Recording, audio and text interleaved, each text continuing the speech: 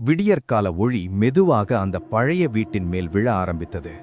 இரவு முழுவதும் அந்த வீட்டை மூடியிருந்த இருள் காலை சூரியனின் ஒளியை பார்த்தவுடன் பின்னால் ஒதுங்கி ஓடுவது போல இருந்தது. தென்னை மரங்களின் நடுவே இருந்து மெல்ல சூரிய ஒளி வீடு முழுவதும் பரவ ஆரம்பித்தது.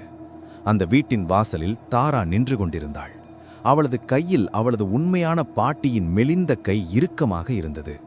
இருவரும் சில நிமிடங்கள் ஒன்றும் பேசாமல் நின்றார்கள். அந்த வீட்டுக்குள் நடந்த அனைத்தும் இன்னும் அவர்களது மனதில் புதிதாக இருந்தது. அந்த பூட்டப்பட்ட அறை, அந்த மர்ம குரல், அந்த போலி பாட்டி, அனைத்தும் இன்னும் ஒரு கனவு போல இருந்தது. ஆனால் அது கனவு இல்லை, அது உண்மை. வா தாரா என்று பாட்டி மெதுவாக சொன்னார். அவரது குரல் பலவீனமாக இருந்தது. தாரா தலையசைத்தாள். அவள் அந்த வீட்டை கடைசியாக திரும்பி பார்த்தாள். மேல்மாடி ஜன்னலில் ஒரு நிமிடம் யாரோ நின்றது போல அவளுக்கு தோன்றியது. அவள் கண்களை சிமிட்டி மீண்டும் பார்த்தாள். அங்கே யாரும் இல்லை. வா பாட்டி என்று அவள் மெதுவாக சொன்னாள். அவர்கள் இருவரும் அந்த வீட்டை விட்டு வெளியே நடந்தார்கள். காலை காற்று குளிராக இருந்தது. புல் இலைகளில் இன்னும் பனித்துளிகள் இருந்தன. தென்னை மரங்கள் மெதுவாக காற்றில் அசைந்தன. வீட்டின் பின்புறம் இருந்த பழைய கிணற்றின் அருகே ஒரு காற்று சுழன்று எழுந்தது. அந்த காற்று ஒரு நிமிடம் வட்டமாக சுழன்றது. அதன் நடுவில் ஒரு மெல்லிய குரல் கேட்டது. இது இன்னும் முடியல தாரா.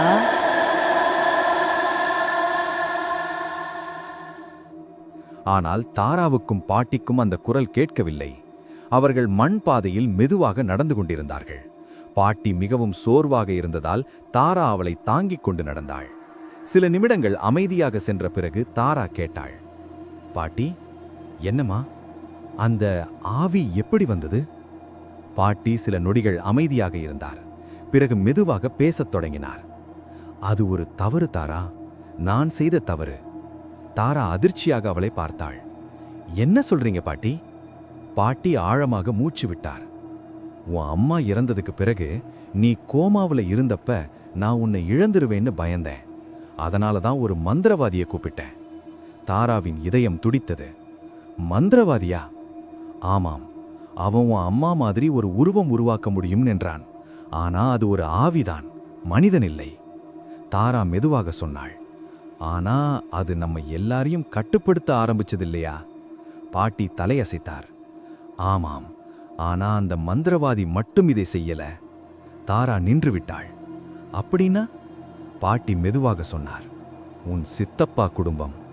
தாராவின் முகம் வெண்மையாக மாறியது. அவர்களா?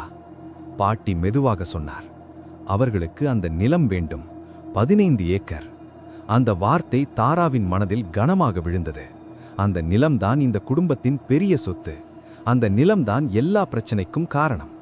தாராவின் தாத்தா உயிரோடு இருந்தபோது அந்த நிலத்தை முழுவதும் தாராவின் அம்மாவுக்கு எழுதி வைத்திருந்தார். அதனால்தான் தாராவின் சித்தப்பா குடும்பம் கோபமாக இருந்தார்கள். பல வருடங்களாக அந்த நிலத்தை கைப்பற்ற முயன்றார்கள். ஆனால் முடியவில்லை. அந்த நேரத்தில் தாராவின் அம்மா இறந்ததும் தாரா கோமாவுக்கு போனதும் அவர்கள் ஒரு வாய்ப்பு பார்த்தார்கள். பாட்டி மெதுவாக சொன்னார். அவர்கள் அந்த மந்திரவாதியை கூப்பிட்டாங்க. அவன் கருப்பு மந்திரம் பண்ணி அந்த ஆவியை உருவாக்கினான். அந்த ஆவி வீட்டை முழுவதும் கட்டுப்படுத்த ஆரம்பிச்சது. தாராவின் இதயம் வேகமாக துடித்தது. அப்படின்னா குமார் கூட? பாட்டி மெதுவாக தலையசைத்தார். ஆமாம். அந்த நேரத்தில் தாராவுக்கு திடீரென ஒரு உணர்வு வந்தது. யாரோ அவர்களை பின்தொடர்கிறார்கள் போல.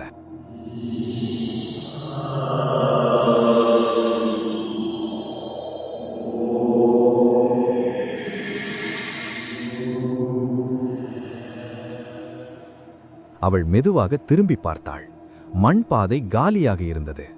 ஆனால் தென்னை மரங்களின் நிழலில் ஒரு கருப்பு உருவம் ஒரு நொடிக்கு தெரிந்தது. அது மனித உருவம் போல இருந்தது, ஆனால் முகம் தெரியவில்லை. அடுத்த நொடியில் அது மறைந்து விட்டது. தாராவின் இதயம் வேகமாக துடித்தது. பாட்டி, என்னம்மா, நம்ம யாரோ பின்தொடர்ற மாதிரி இருக்கு. பாட்டி மெதுவாக திரும்பி பார்த்தார். யாரும் இல்லை. ஆனால் அவர் முகம் திடீரென சீரியஸாக மாறியது. அது நம்மை விடாது தாரா. யார்? பாட்டி மெதுவாக சொன்னார். அவர்கள் இன்னும் ஒரு ஆவி உருவாக்கியிருக்காங்க. தாராவின் உடம்பு முழுவதும் குளிர்ந்தது. அந்த நேரத்தில் திடீரென ஒரு காற்று வீசியது. மண் பாதையில் இருந்த உலர்ந்த இலைகளெல்லாம் சுழன்று எழுந்தன. அந்த சுழலும் காற்றின் நடுவில் ஒரு குரல் கேட்டது. நான் இன்னும் இருக்கேன் தாரா. தாரா மெதுவாக திரும்பி பார்த்தாள். தென்னை மரங்களின் நடுவில் யாரோ நின்றிருந்தார். அது அவளது பாட்டியின் உருவம். ஆனால் அது அவளது பாட்டி இல்லை. அதன் கண்கள் சிவப்பாக ஜொலித்தன. அது மெதுவாக சிரித்தது.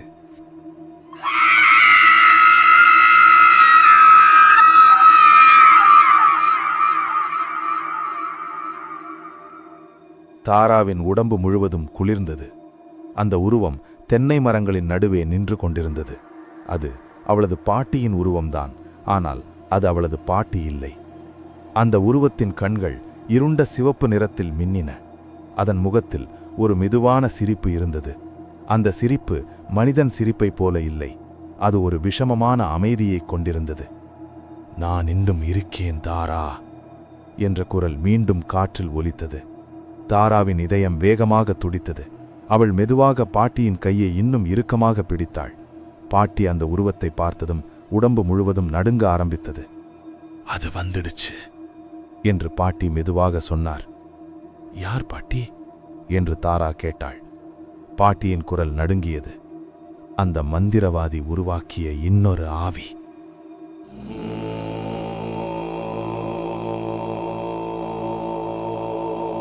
அந்த உருவம் மெதுவாக அவர்களிடம் நடக்க ஆரம்பித்தது. அது நடந்த விதம் மனிதர்களைப் போல இல்லை. அதன் கால்கள் தரையை தொடும் மாதிரி இருந்தது. ஆனால் அதன் உடல் காற்றில் மிதந்தது போல நகர்ந்தது. தாரா ஒரு படி பின்னால் நகர்ந்தாள். "நீங்க என்ன வேண்டும்னு சொல்றீங்க?" என்று அவள் தைரியமாக கேட்டாள். அந்த உருவம் திடீரென்று நின்றது. அதன் தலை மெதுவாக ஒரு பக்கம் சாய்ந்தது. "நீங்களும் உங்க பாட்டியும் அந்த வீட்டை விட்டு போக முடியாது" என்று அது மெதுவாக சொன்னது. "ஏன்?" என்று தாரா கேட்டாள். அந்த உருவம் சிரித்தது. "அந்த 15 ஏக்கர் நிலம் இன்னும் உங்க பேர்ல தான் இருக்கு." அந்த வார்த்தைகள் காற்றில் கனமாக விழுந்தது. தாரா ஒரு நிமிடம் எதுவும் பேசவில்லை. பின்னர் அவள் மெதுவாக சொன்னாள், "அந்த நிலம் உங்களுக்கு கிடைக்காது." அந்த உருவத்தின் முகம் திடீரென்று மாறியது. அதன் கண்கள் இன்னும் சிவப்பாக ஜொலித்தது. "நீ அந்த நிலத்தை காப்பாற்ற முடியாது தாரா" என்று அது மெதுவாக சொன்னது. அந்த நேரத்தில் திடீரென்று ஒரு காற்று வீசியது. தென்னை மரங்களின் இலைகளெல்லாம் சத்தமாக அசைந்தது. அந்த உருவம் ஒரு நொடியில் புகையாக மாறி மறைந்தது. அங்கு மீண்டும் அமைதி. தாராவின் மூச்சு இன்னும் வேகமாக இருந்தது. பாட்டி மெதுவாக சொன்னார், "அது நம்மை விடாது தாரா." அந்த இரவு கழிந்தது. தாரா வானத்தை பார்த்தாள். காலை சூரியன் இப்போது முழுவதும் மேலே வந்திருந்தது. ஆனால் அவளது மனவில் இருள் இன்னும் இருந்தது. அவர்கள் கிராமத்திற்குள் சென்றார்கள். கிராமம் வழக்கம்போல் இருந்தது. மக்கள் தங்கள் வேலைகளை பார்த்து கொண்டிருந்தார்கள். யாருக்கும், தாராவுக்கும் பாட்டிக்கும் என்ன நடந்தது என்று தெரியாது. ஆனால் அந்த நாளிலிருந்து தாராவின் வாழ்க்கை முழுவதும் மாற ஆரம்பித்தது. அந்த இரவு தாராவும் பாட்டியும் ஒரு உறவினர் வீட்டில் தங்கினார்கள். வீடு பழையதுதான். ஆனால் அந்த பேய் இருந்த வீட்டைப் போல பயமுறுத்தவில்லை. இரவு மெதுவாக ஆழ்ந்தது. பாட்டி சோர்வாக தூங்கிவிட்டார். ஆனால் தாராவால் தூங்க முடியவில்லை. அவள் படுக்கையில் படுத்தபடி மாடியை பார்த்து கொண்டிருந்தாள். அந்த நேரத்தில் திடீரென்று ஒரு சத்தம் கேட்டது. மிக மெதுவான முணுமுணுப்பு. அதே குரல். அவள் மெதுவாக எழுந்தாள். அவள் ஜன்னலுக்கு அருகே நடந்தாள். வெளியில் இருள். ஆனால் அந்த இருளில் யாரோ நின்றது போல தோன்றியது. தாரா கண்களை சிமிட்டி பார்த்தாள். அது ஒரு பெண் உருவம். அந்த உருவம் மெதுவாக தலை தூக்கி பார்த்தது. அது தாராவின் முகம்.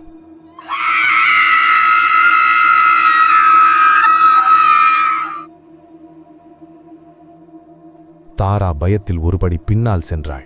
அந்த உருவம் மெதுவாக சிரித்தது. "நான் தான் 4வது ஆத்மா தாரா" என்ற குரல் காற்றில் ஒலித்தது. அடுத்த நொடியில் அந்த உருவம் மறைந்தது. தாராவின் உடம்பு முழுவதும் நடுங்கியது. அந்த இரவு முழுவதும் அவளால் தூங்க முடியவில்லை. காலை எழுந்ததும் அவள் பாட்டியிடம் எல்லாவற்றையும் சொன்னாள். பாட்டி நீண்ட நேரம் அமைதியாக இருந்தார். பின்னர் மெதுவாக சொன்னார், "அந்த மந்திரவாதி இன்னொரு ஆவி உருவாக்கியிருக்கான்." "யாரை போல?" என்று தாரா கேட்டாள். பாட்டி மெதுவாக தாராவை பார்த்தார். "உன்னை போல." அந்த வார்த்தைகள் தாராவின் மனதை அதிர்ச்சியில் ஆழ்த்தியது. "என்னை போலா?" பாட்டி தலையசைத்தார். "ஆமாம், அந்த ஆவி உன்னை மாற்றிக்கிட்டு இந்த உலகத்துல வாழ நினைக்குது." தாராவின் கைகள் நடுங்க ஆரம்பித்தது. "அப்படின்னா?" பாட்டி மெதுவாக சொன்னார், "அந்த ஆவி உன்னை கொல்ல முயற்சிக்கும்." அந்த நாளிலிருந்து தாராவுக்கும் அந்த இருண்ட சக்திக்கும் இடையே ஒரு போராட்டம் ஆரம்பித்தது. அது சாதாரண போராட்டம் இல்லை. அது உயிருக்கும் மரணத்திற்கும் நடுவே இருக்கும் போராட்டம். தாராவை அந்த ஆத்மா என்ன செய்யும்? அடுத்த பாகத்திற்கு காத்திருங்கள்.